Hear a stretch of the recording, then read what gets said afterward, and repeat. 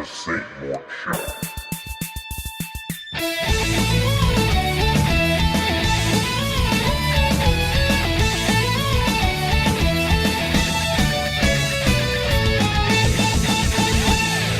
Hey everybody, and welcome to part one of the two-part episode of the Saint Mort Show with MC Lars and MC Frontalot. We're starting off the episode with MC Lars. I have a little bit of a history with MC Lars, which is kind of why I was excited when Aubrey even offered the chance to have him on the show. Lars is already aware of this, obviously, but back in about 2004, 2005, I was walking into a Hot Topic and heard a person rapping over top of a Piebald song that I was a fan of, and immediately asked the person at the register who the artist was, and they handed me a copy of The Graduate by MC Lars. I started throwing shows around that same time and was able to get MC Lars on a show, which I would like to pat myself on the back just a little bit here. Probably the most important show MC Lars ever played. From that one show, he got to hang out with both Donkey Lips of Salute Your Shorts, who later appeared in one of his music videos, and he befriended former guest Tommy Avalone and appeared in Tommy's movie Community College, and now he is here on the Saint Mort Show. Thank you so much for joining me, Lars. Oh, it's all good, man. It's all good, Matt. We go way back. So it's thanks for promoting our San Diego thing. So how did it?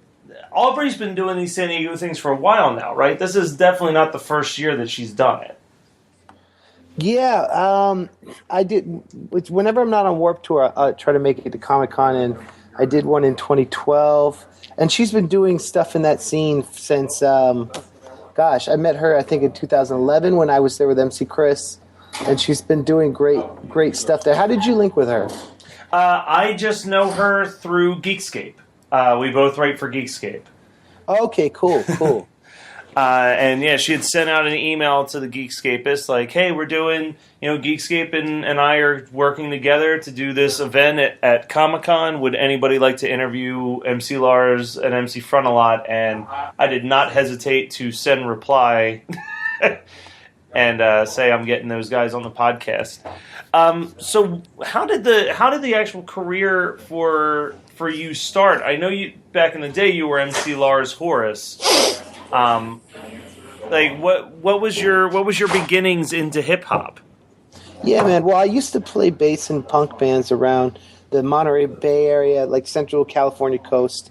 I started to realize that doing hip hop was cool because it was a direct way to communicate with people, and I started doing that in like '98. And then what happened was when I was studying English lit at Stanford, I had to do a Shakespeare course, and there was opportunity for me to do the Shakespeare course in Oxford. And so when I was over there, I was rapping, and I brought my computer, and I met friends in the punk scene and the indie scene.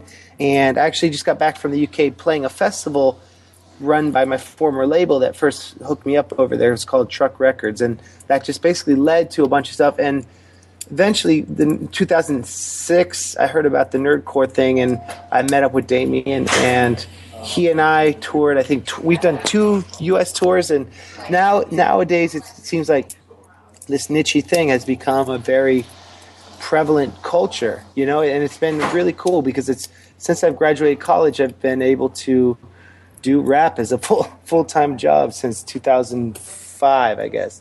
Well, so it's cool, man. Well, and what's really cool, I think, with your music is if you're someone who has your entire discography, there's such a growth. Like the artist on Nothing to Fear is not the same artist on Lars Attacks. There's such a large growth in the style of the music and the topics of the music and the sounds.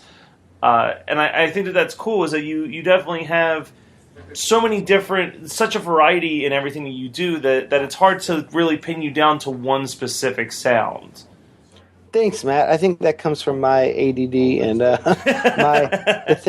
fact that hip hop is such a hybridized genre that you can rap over anything, and that is, I think, what makes it great, and also what makes it distinctly postmodern, and also what makes it, keeps it alive and fresh, because there's not one way to do hip hop or all the punk rock hybridization I do and all that, Now, did you? I'm imagining from my own experience, and I'm assuming that this is the case, that The Graduate was kind of like the thing that really propelled you kind of into the forefront. I know that there was a following for MC Lars Horst, but when The Graduate came out, there was so many cameos on that album, and all of a sudden you were playing every tour and every festival, it felt like. Yeah, what happened was I had a great manager who helped me get started, and he was working with this Long Island band called Brand New that had been doing really well commercially, and so he was able to get me on things like festivals and tours with guys like Bowling for Soup and Simple Plan, and got it on the radio, and it was cool because I feel like that record really was a fun, poppy, youthful representation of, it was like a culmination of what I was figuring out how to do, especially with like the genre parody stuff and everything, and the timing was right. Like there wasn't this deluge of goofy white people on the internet making songs about Super Mario Brothers. Like that wasn't like people weren't tired of it yet. So I was right. I think I hit it at the right time. Well, and I think that there's a thing that you did with your songs, and you and I are both huge Weird Al fans, and I think that when you're a person who does any genre of music and you want there to be a little bit of comedy in there, there's that possibility that you kind of just go to the furthest level of it where it's just, let me make the outrageous joke for the laugh. But then you have people like Weird Al, especially in a lot of his original songs, and I think in a lot of MC Lars songs, is that some of the funniest songs on your albums are also the ones that have a lot of actual satire. Like there's a satire to it. There's something really funny about Hot Topic is not punk rock, but there's also something to be said about what that song's about, or iGeneration, or even Signing Emo. Like these are funny songs, but they actually have a lot to say about the music industry at the same time.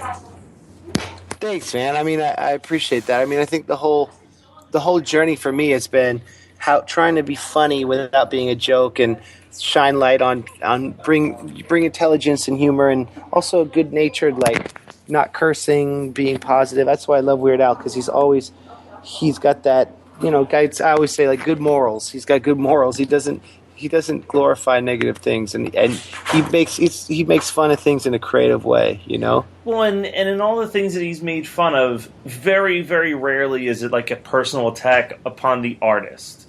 He could have done a Blurred Lines parody that pointed out all the misogyny and all the stuff that people had to complain about that song, and instead he went and just made it a really fun song about proper grammar.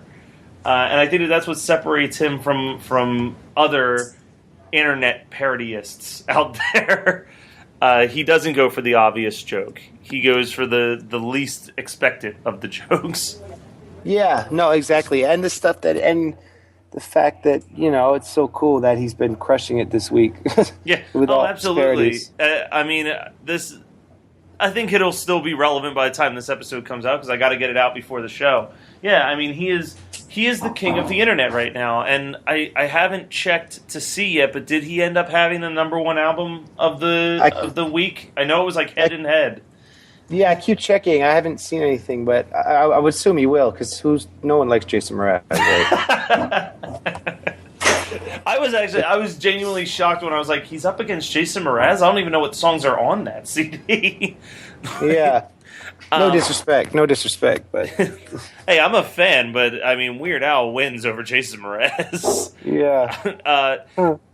And then you kind of I was talking about the cameos on The Graduate, but then this Gigantic Robot Kills is, that is just a collaboration CD essentially. There's so many great appearances just scattered throughout that CD, and you cover past guest Adam and His Packages song using the metric system. Oh yeah. Yeah, thanks. I mean, that album, that album was interesting because it's doing a second record is always very, it's like you do a record that people like, and then making the follow up it's hard because it's the sophomore album. You really have to step it up. So I wanted to the Graduate I did mainly on my laptop, but that album bringing in like live musicians like the Aquabats and Suburban Legends, and it was a challenge, and that record took 3 years to do, and but I think still my favorite, and I think it also, like the song 23, a serious song about my friend, and then like the song with Simple Plan about global warming. I don't think that album didn't hit radio or like hit the malls as much as the Graduate did, but I think it brought people realized that I wasn't going to go away and that I could push their expectations, Yeah, that actually, weirdly enough, that I think that was the last album of yours that I got my hands on, and I don't know why that is, but I became obsessed with Lars Attacks. I had seen you in LA in one of the more surreal moments of my life, because it was you were on tour with MC Chris and MC. It was you and MC Chris and Mega Ran and Adam Warwick, and you had randomly said this song's dedicated to John Rubin, and I had grown up listening almost entirely to Christian music, and I was like, John Rubin, like my head kind of popped up like confused, and I walked to your merch table, and I had asked you why you had dedicated a song to John Rubin. And you handed me Lars Attacks, and you said, he has a cameo on this song, and also he's right here. And then John Rubin just turned around from behind you. Yeah, it was cool. He's such a great dude. But I remember being really kind of drawn into that album because I've always wanted to talk to you about this. It seems like there's a lot of, I would almost say it's like your most spiritual record. There's a lot of religious imagery throughout that whole album, and it's kind of coming from this Gigantic Robot Kills into Lars Attacks. It's a really random shift, and I was always curious what was the thing that kind of led to that.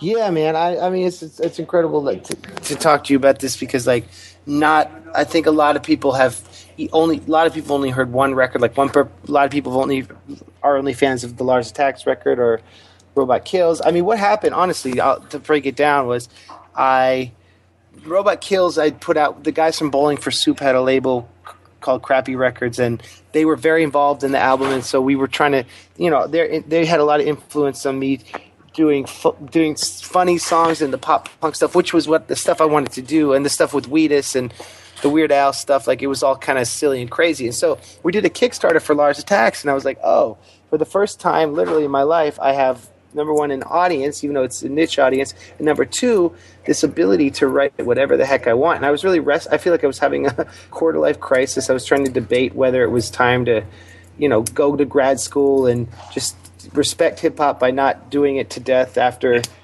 everything changed and this nerdcore's played out, and all this stuff. And I mean, I don't think nerdcore's played out, but I think I was grappling with the idea that it wasn't so fresh, that what I was doing then. And so the album, I wanted to prove once and for all that I was a joke. But I think what happened from that is I alienated all the nerdcore pop punk fans with that record. I mean, even though Kevin KRS-One on it and everything is really awesome, I think a lot of people were confused.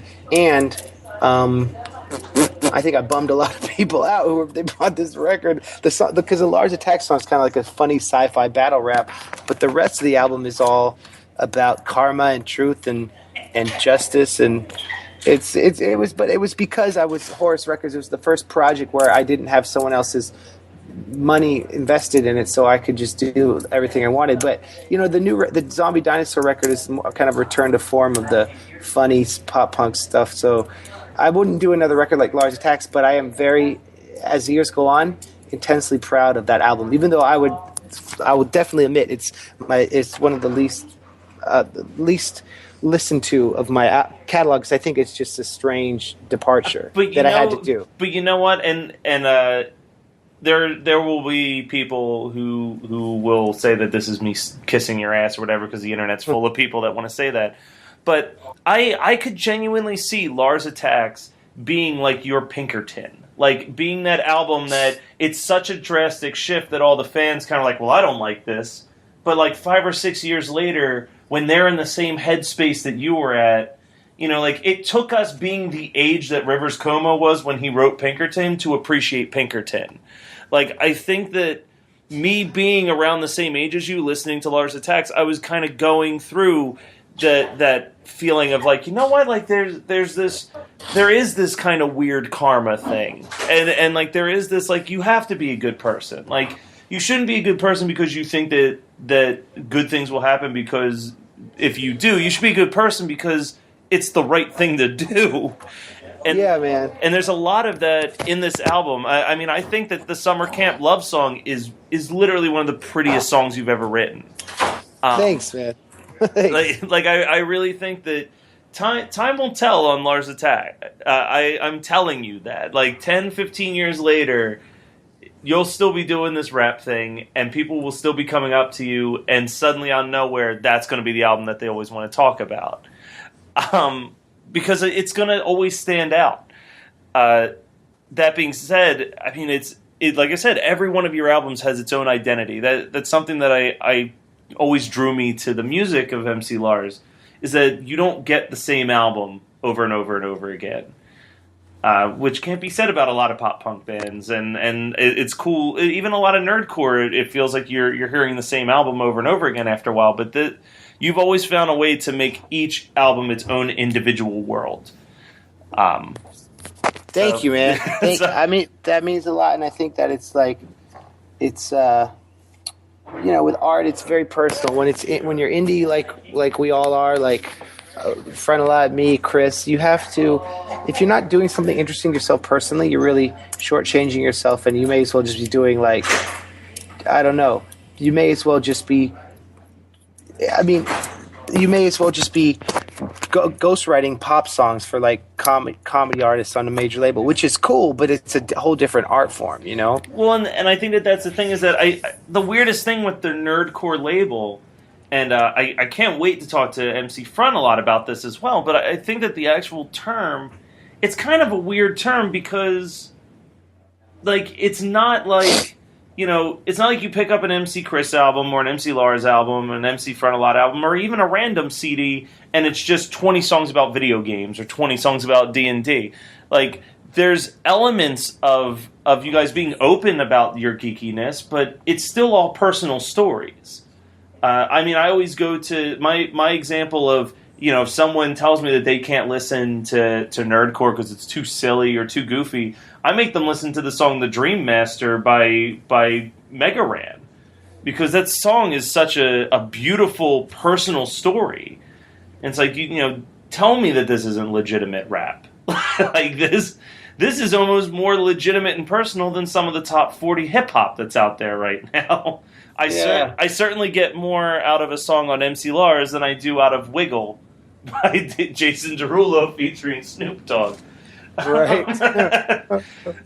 So, well, it's also like, you know, hip hop is, I think, if you go for the mass market, that's cool, and that's something. But I don't think any of us wants to be, or would ever feel, you know, would want to try to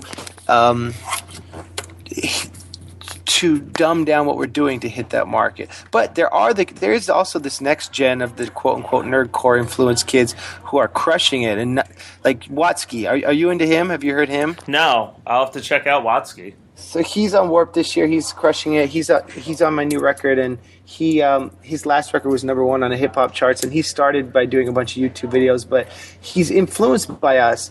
But what he's doing has a pop appeal because he's got emotion and his flow is next level, and but I don't think he's someone who would ever, you know, he could cross over like Macklemore, but I don't think he would ever change up his style. You know what I mean? And to make it dumb. And I think like what we're doing is niche-y and kind of punk rock because it's we write what we like, and we know it's not mainstream. But there are kids who are taking what we've created and making it mainstream, and I think that is amazing.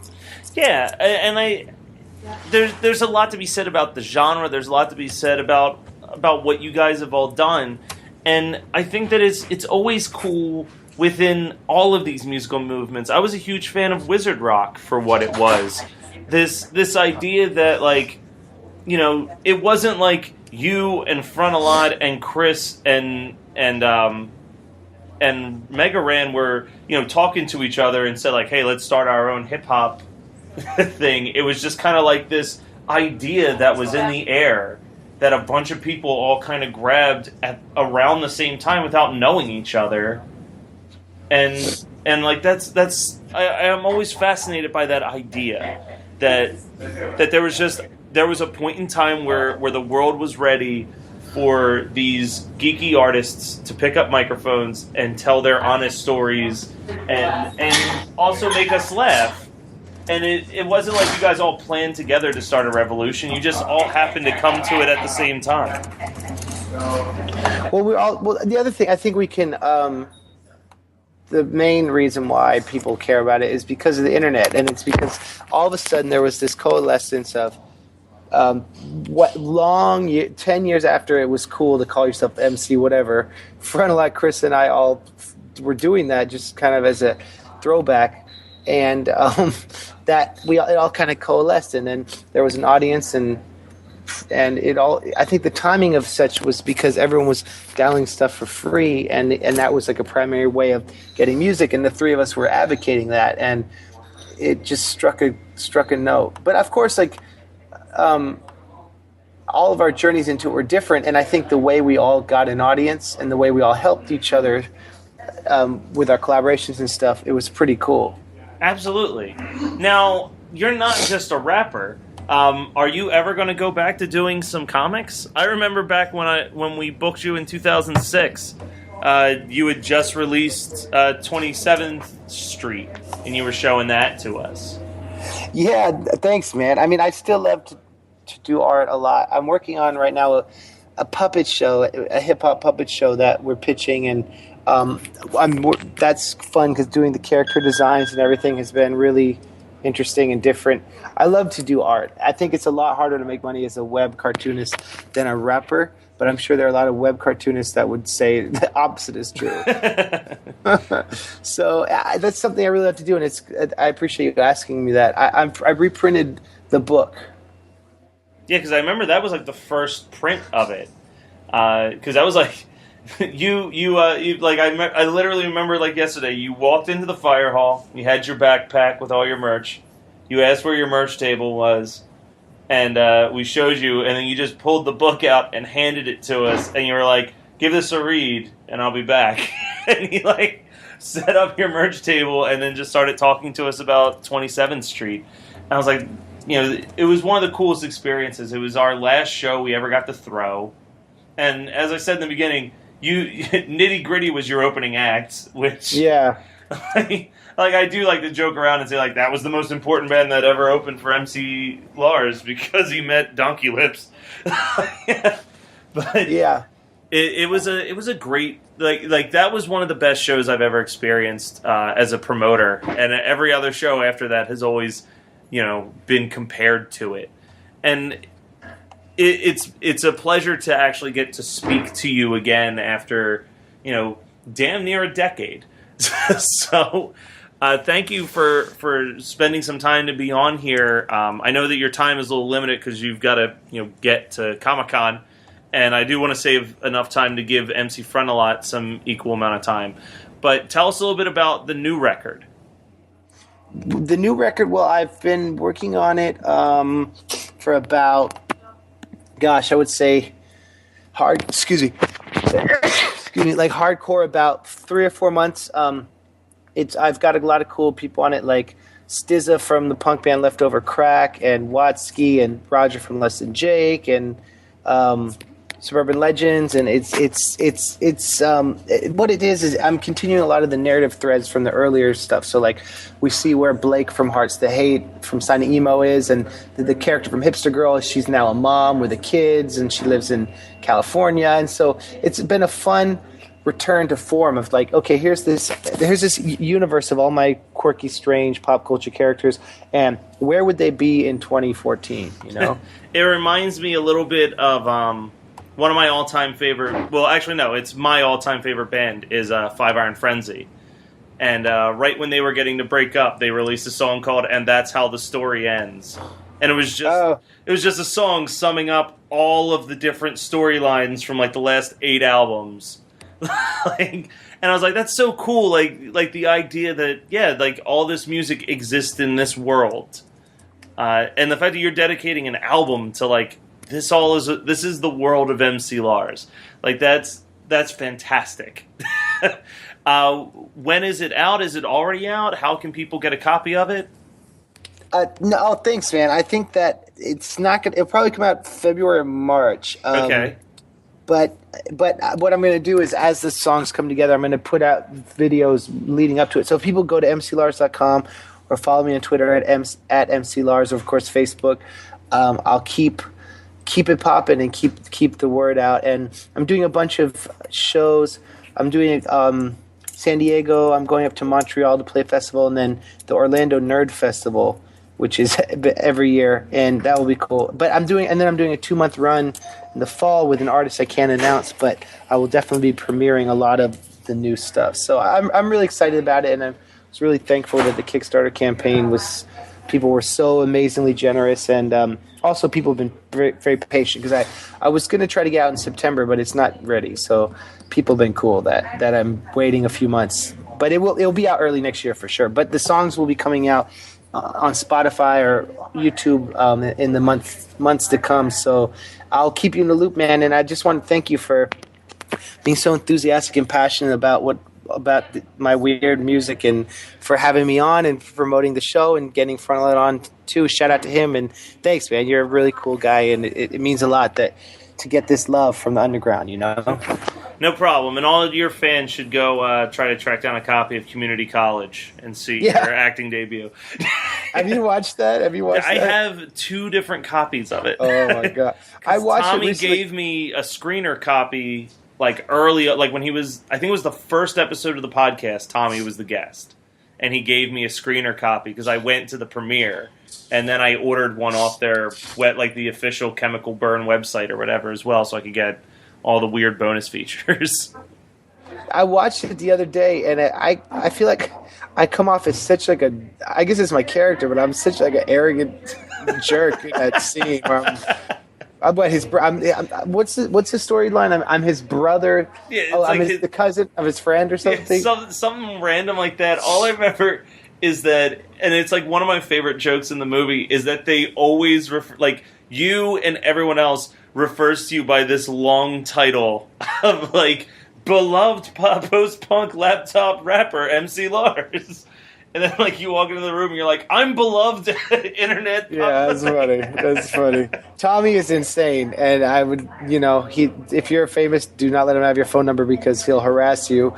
And not me. He's always been good to me, but he has hilarious jokes about famous pranks. He's one of the most ridiculous, tripped out people, but also one of the most beautiful people I know. So shout out to him. I first met him because he was doing prank calls to celebrities on the local radio station, and I was like, I gotta meet this guy. Have you seen the new Bill Watterson movie? He's in that. What the hell is that? The Dear What's Mr. Watterson. And he's talking about how everyone's all in the whole movie like, we want to give Bill Watterson respect and space. We understand he's a genius. He's misunderstood. And Tommy's like, yeah, I called him and asked him if he'd authorize my tattoo. So he didn't call me back, but I have a guy who gets phone numbers. And yeah, that guy was on the show too. The director of Dear Mr. Watterson. Tommy helped me set that one up, which was really cool of him. Wow. And that was a really cool documentary. Like, that was a really cool documentary. Well, it was just, he had a lot of chutzpah to track everyone down, and I was stoked by that. Well, and I think that it touches on everybody when they think about how much they loved Calvin and Hobbes as a kid. Like that's just like one of those international things of being a kid of the like mid 80s to mid 90s. It's like you knew Calvin and Hobbes. Yeah, and when comics had it, there was